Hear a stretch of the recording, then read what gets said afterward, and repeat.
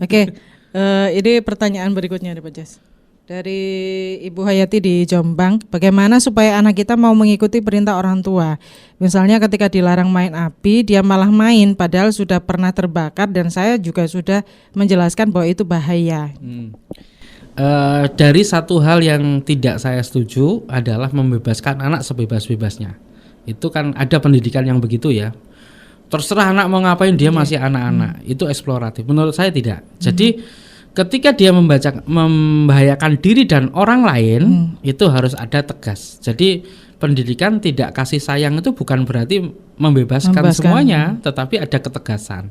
Ya kita bicarakan di awal. Boleh bermain tapi tidak membahayakan diri sendiri dan orang lain. Ketika itu terjadi nanti bunda atau ayah akan marah. Gitu. Itu aja. Dia udah ada warningnya. Saya kira begitu. Selama tidak membahayakan, akhirnya dia akan mencari ukuran yang dimaksud nggak membahayakan itu apa kan gitu toh. Lah kita yang bertugas mengingatkan. Pengingatannya kan nggak boleh langsung. Tahap 1 itu membahayakan. Kedua itu nanti akan berakibat ini. Selalu diajak bicara. Itu supaya anak tidak akan mengulangi lagi. Cuman kalau langsung dilarang ya selalu akan mengulangi lagi karena nggak ada kesepakatan. Yang penting memang tadi kesepakatan, kemudian jangan ada yang membela, khususnya orang tua ya. Kalau kita menyuruh orang lain kan nggak bisa. Misalnya mbahnya, pamannya, lingkungannya untuk tidak membela dia, itu kita nggak bibit. Yang penting adalah dua orang ini. Antara bapak ibu jangan sampai berselisih ukuran. Ini ukuran membahayakan, ini tidak, ini bahaya, anak jadi bingung. Maka dia akan merujuk orang tuanya saja. Yang lain itu dia akan menganggap membela, tetapi dia tidak akan pernah kembali ke yang lain kan, kembalinya kepada orang tua. Jadi yang penting itu kesepakatan berdua. Kalau membakar bermain korek itu berbahaya, kita harus sondingkan. Terutama yang di rumah yang sering dijumpai kan listrik, api, itu sudah dari awal ya, dari kecil sudah selalu diulang-ulang karena itu membahayakan. Utamanya benda tajam. Gunting itu bermain gunting itu kita bisa sampai atau ditemani belajar misalnya kebutuhan sekolah, maka orang tua harus ada alat-alat yang bisa dipakai main tetapi dengan orang tua, ada yang boleh untuk tidak dengan orang tua. Itu kan nanti kalau dia punya adik, punya teman, memukul dan sebagainya kan gitu. Maka membela anak di setiap saat itu juga bukan hal yang baik. Karena harus tahu ini membahayakan orang lain apa enggak. Ya, kita enggak boleh membela. Kita terus begini, ada satu tips ya dari ini konteks pendidikan Islam. Jadi pendidikan Islam itu tidak melulu kepada aspek keterampilan, kemampuan anak, tetapi bagaimana menanamkan nilai-nilai akhlak kepada anak. Jadi mampukah, pertanyaannya begini, ini orang tua, mampukah orang tua melihat anak orang lain seperti anaknya sendiri? Ini banyak yang gagal, bahkan seorang guru pun kadang gagal. Mampukah orang tua itu melihat anak orang lain seperti anaknya sendiri? Jadi kan kalau bertengkar sing dimarahi anaknya orang lain. Karena dia bukan anak saya kan gitu. Membenarkan anak sendiri. Jadi ada rahasia-rahasia tertentu. Kalau ini sudah agak tinggi ya. Jadi ada pendidikan Islam tuh gini. Kalau saya boleh agak sedikit ke pendidikan Islam, ada bayani, burhani, irfani.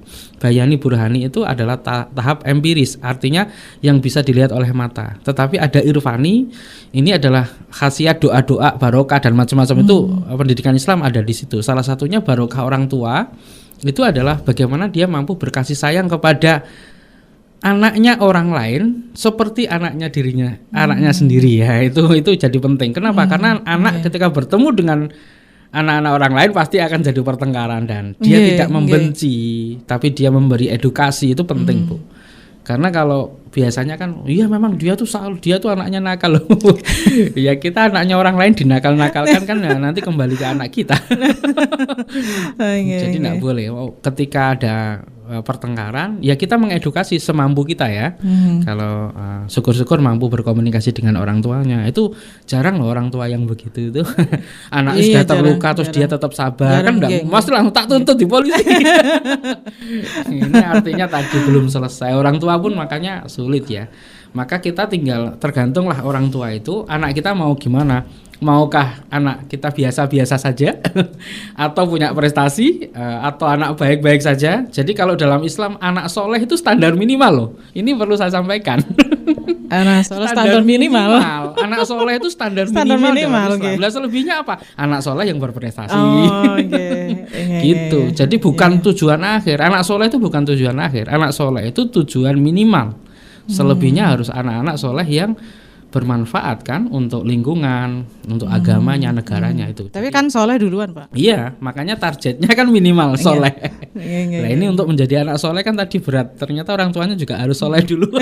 Nah itu. Enggak. Tadi untuk kesepakatan sama anak ini bagaimana supaya bisa enak gitu, Pak? Kadang-kadang kalau tidak ketemu sama sepakat dengan anak ini bagaimana solusinya? Ngobrol. Jadi saya tadi kan ada konsep satu ya, perhatian itu dimulai dari ngobrol ya. Berhasil nggak sih orang tua ngobrol sama anak gitu? Karena mohon maaf selama ini orang tuanya mungkin nggak mengalami. Saya dengan bapak saya kan nggak pernah ngobrol gitu lah, sehingga kita tertangkap ya biasa-biasa saja. Atau ngono kalau dadi dewe arek ya ada yang begitu loh.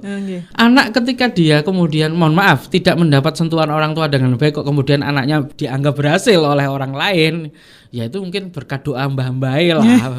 Ya, ada yang lain. Tetapi kalau, ya, Pak. Iya kalau orang tua ya jangan abe lah.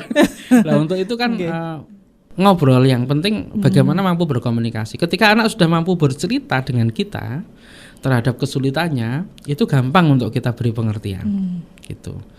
Lah ada sesi curhat lah dalam ini. Nah, betul. Jadi tidak semuanya ibu ya, peran ayah juga penting. Kalau ada anak mampu bercerita dengan ayahnya, saya pastikan ayahnya adalah komunikatif sama anak, gitu. Dan anak tidak akan percaya hal-hal negatif tentang ayahnya dari luar karena dia tahu positifnya. Ayahku Superman gitu. Karena dia tahu ketika ayahnya di saat minta beli apapun, ayahnya bilang enggak, dia percaya. Oh iya, kenapa? Mesti punya alasan ayahku ini, karena biasa ngobrol. Nanti dia tanya, ya kenapa aku kok nggak boleh beli ini tadi? Ya karena ini. Gimana kalau tak ganti yang lain? Nah mesti ada begitu kan? Nah, itu komunikasi. Jadi ketika ada orang dilarang, tetap berarti kan ada komunikasi yang tersumbat. Gitu. Tantrum itu wajar untuk anak, tetapi tantrum itu juga tadi belum selesainya. Ngobrolnya kepada anak mungkin telat, mungkin kurang ya karena kesibukan orang tua. Jadi tantrum itu wajar saja. Tetapi kalau ngobrolnya udah selesai maka anak nggak akan tantrum karena dia udah tahu duluan ya maksud orang tua. Diajak ngobrol.